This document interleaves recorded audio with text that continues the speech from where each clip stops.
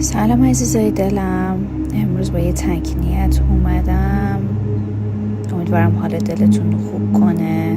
تمرکز کنید، نیت کنید، نفس عمیق بکشید، چشماتون رو ببندید، اون سوالی که توی ذهنتونه، اون تکنیتی که توی ذهنتون رو بپرسید. کارت اول کشیدم، 3 کارت میکشم و بعد براتون تعبیرش میکنم. کارت دوم،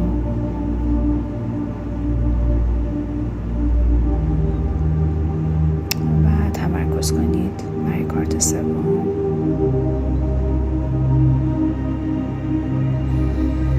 بسیار عالی. خب بچه ها، همینطوری که این 3 کارت رو میبینید، 3 کارت پر از معنی و پر از حرف قشنگ.